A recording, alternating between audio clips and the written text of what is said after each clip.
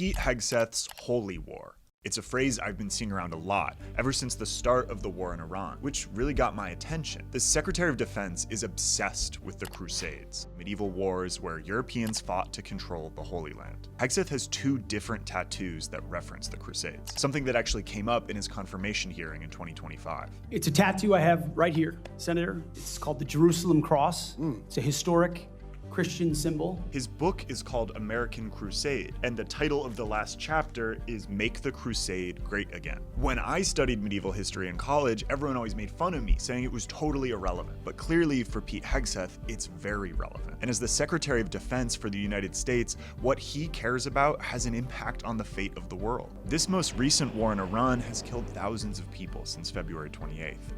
And this week, gas prices hit their highest level since the start of the war. Even with a ceasefire, this conflict doesn't seem any closer to ending. So let's take a look at this holy war, investigating the actual history of the Crusades to see how Pete Hegseth's obsession with medieval history might actually affect US foreign policy and the future of the war in Iran. Our present moment is much like the 11th century. We don't want to fight, but like our fellow Christians 1,000 years ago, we must. We need an American crusade. We Christians, alongside our Jewish friends and their remarkable army in Israel, need to pick up the sword of unapologetic Americanism and defend ourselves. We must push Islamism back. Pete Hegseth wrote that in 2020, when he was a Fox News host. But now, in 2026, he's the Secretary of Defense and one of the biggest supporters of going to war with the Islamic Republic of Iran. Nearly all of Trump's senior cabinet members has expressed serious reservations about the war in Iran and whether it was an ill-advised idea, except for Pete Hegseth, who seems to have consistently been enthusiastic about this war to the point that Trump has actually referred to it as Pete's War. And if it's Pete's war, then it's important to understand how he's thinking about the war. Now, a bit of historical context. The Crusades were a series of religious wars in the Middle Ages, mainly fought by Christians against non-Christians. They were often started by the Pope and first aimed at taking Jerusalem from Muslim control, but over time, these wars spread to other regions throughout Europe. And here's Hegseth's version of that history from his book, American Crusade. By the 11th century, Christianity was so besieged by Islam that Christians had a stark choice: to wage defensive war, and his emphasis on defensive, or continue to allow Islam's expansion and face existential war at home in Europe. So I guess, how does that sound to you? Like nonsense. The major claim that he's making here is that Islam is the aggressor. Absolutely not true. 100% not true. And then he's just kind of very neatly kind of smoothing it over, saying that Islam is ontologically, existentially, always kind of an aggressive force that attacks other people. Hegseth's interpretation of the Crusades as a defensive war falls into a common misunderstanding of the Crusades. He's trying to say that these crusaders are progenitors of us today on the American right, that we need to do this once more. It's an extreme oversimplification of a series of conflicts that lasted centuries. The other thing, too, is that, of course, Hegseth served in Afghanistan.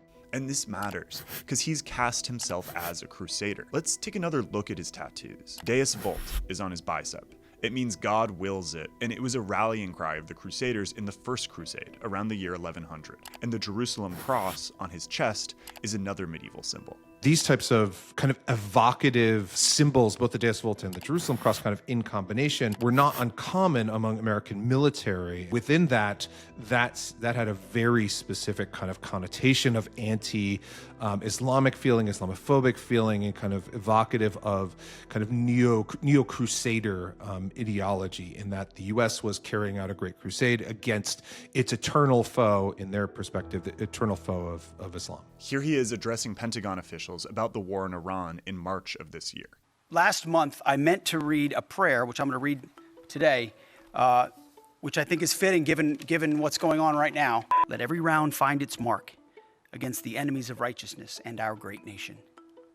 Give them wisdom in every decision, endurance for the trial ahead, unbreakable unity, and overwhelming violence of action against those who deserve no mercy. Preserve their lives, sharpen their resolve, and let justice be executed swiftly and without remorse, that evil may be driven back and wicked souls delivered to the eternal damnation prepared for them. He's casting Iran as enemies of righteousness and an evil that must be driven back, which is consistent with what he's written about the Crusades. And he continually refers to the US military having the divine providence of God. The providence of our Almighty God is there protecting those troops, and we're committed to this mission. The fact that there are at least people in the Trump administration's orbit, even if not Trump himself, who are very comfortable with a Christianity versus Islam framing of this, I think that's pretty telling. And if an important cabinet member like Pete Hegseth sees the war as more than Iran versus the US, but rather as Islam versus Christianity, then that presents the stakes of the conflict in potentially dangerous ways.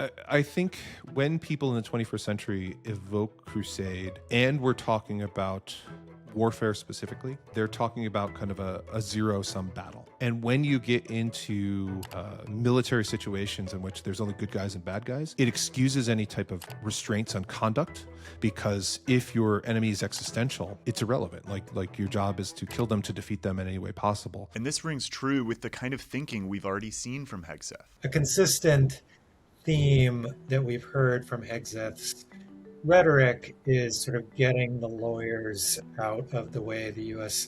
fights wars, about cutting back on sort of overly restrictive targeting guidelines, for instance. And when you see things like the destruction of the school on the first day of the war in Iran that killed almost 200 school children, I think it's fair to ask questions about just how much they were sort of pulling back on the amount of scrutiny that these targeting decisions were getting. And there are some other very real diplomatic ramifications towards framing the war in this way. And you don't want to be using words like crusade. You don't want to be casting this as a kind of apocalyptic battle between Christianity and Islam, because that just feeds into the narrative of groups like Al-Qaeda and like ISIS. And it has to be said, the Islamic Republic of Iran today would love to have this be portrayed as a sort of Christian war against Islam. And most importantly, if Hegseth thinks of this war as part of a crusade,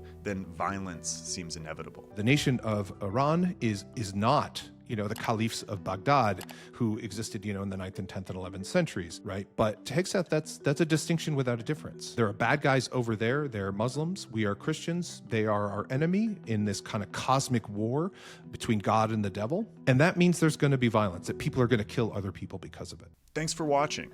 Reporting stories like this one takes a whole team. Reporters, editors, fact-checkers, animators, all working together to make journalism that's accurate, nuanced, and honestly, fun to watch. And if high-quality, independent journalism is important to you, then you would love our Vox community on Patreon. For just a few dollars a month, you can get access to exclusive video reporting, new shows we're developing, and a chance to chat directly with our journalists. And if you're not able to support financially right now, you can follow us on Patreon for free to stay connected and see what we're working on next.